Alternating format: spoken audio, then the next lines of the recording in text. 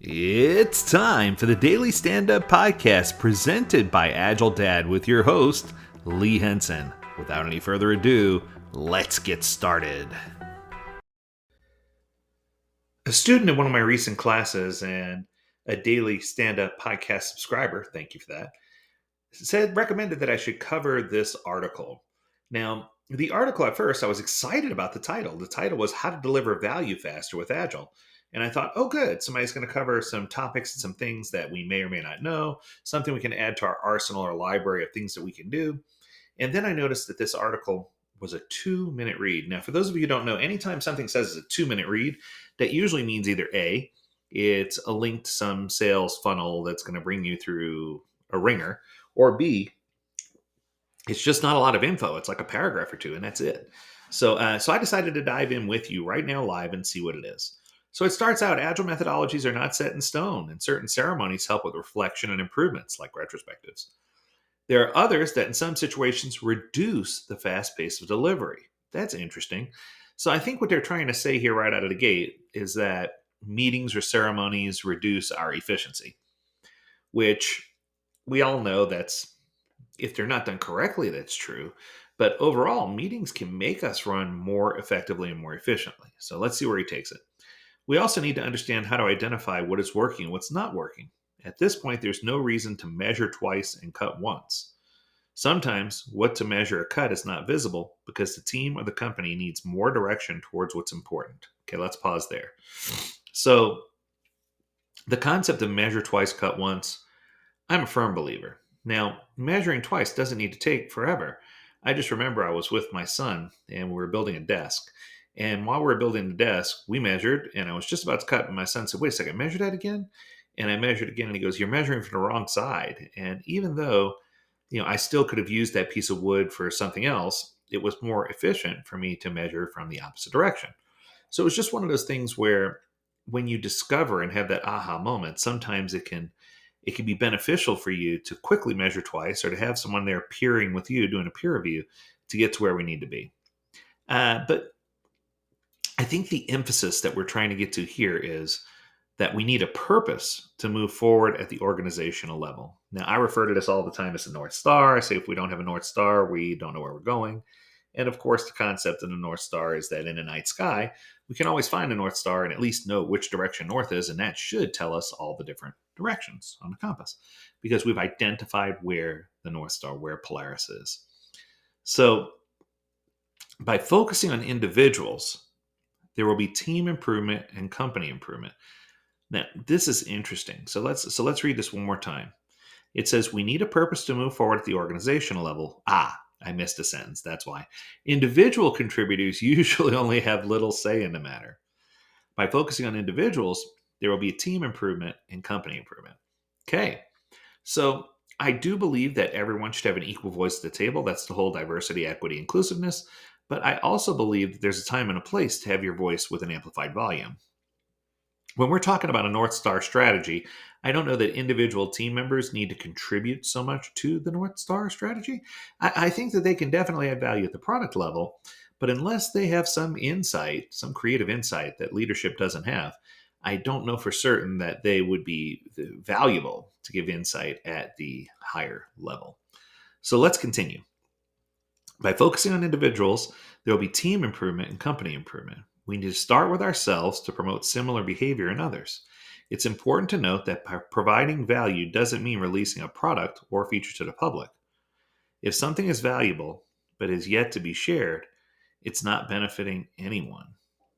What? Let me read that one more time.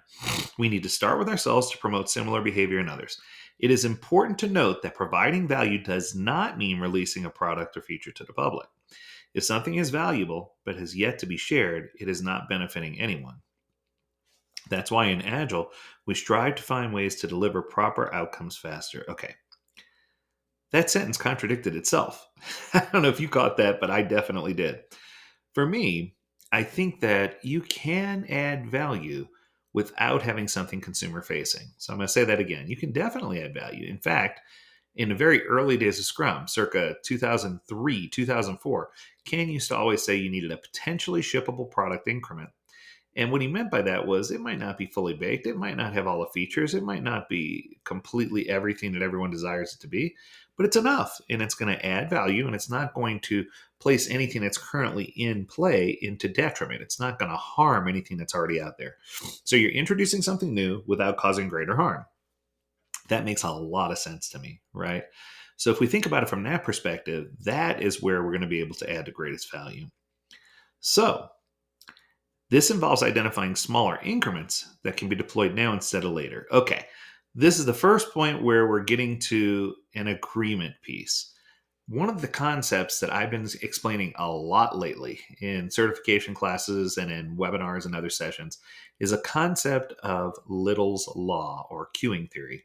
And Little's Law says get more done by doing less. Start finishing things that you've begun and stop starting new things, right? So if you can get to that point where you can get things done now and get those things to a point where they can be delivered, even if they're not adding full value, it's better than not having worked on them at all. Failing to deliver can hinder learning about what delights our customers. Providing value is crucial for making customers happy and safe, such as by releasing a bug fix.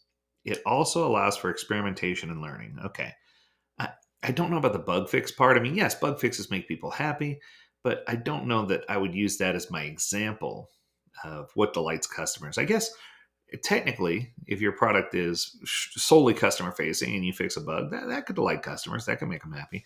But I don't know that it would have the same impact if it were something internal that would reduce their wait time or something along those lines. Sometimes the effect of what you build is not as evident as one might make it out to be. So I suppose what I'm saying here is it's important for us to find ways to measure improvement so that we know we have a benchmark that we're measuring against. And I think that the key is to focus on outcome instead of output. We want to achieve the best outcome possible, happy customers, with as little output as possible. If we can get to that point, that's where we're going to see success. So if you think about it from a different perspective, teams should use their extra time to explore opportunities and add value to the business, if possible. Although failure can be frightening, preventing losses can also stifle innovation.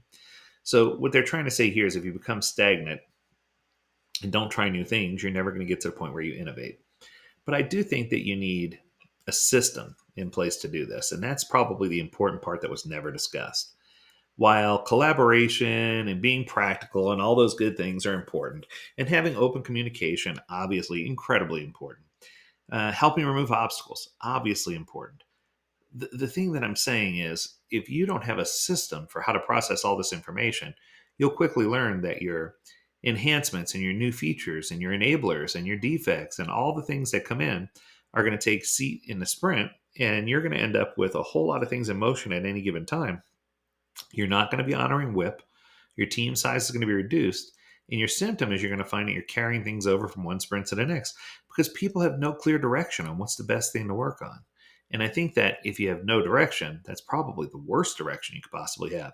Even if you had the wrong direction and just started working on something that was unnecessary, it's better to do that and learn and pivot than it is to have no direction and sit and wonder what you should be working on and have this never-ending queue of things that you could attempt to try without having any clear alignment on what is the most urgent.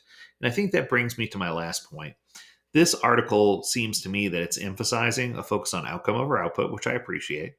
But in addition, I also think that it needs to draw a line in the sand and say, okay, different types of work should be handled different ways.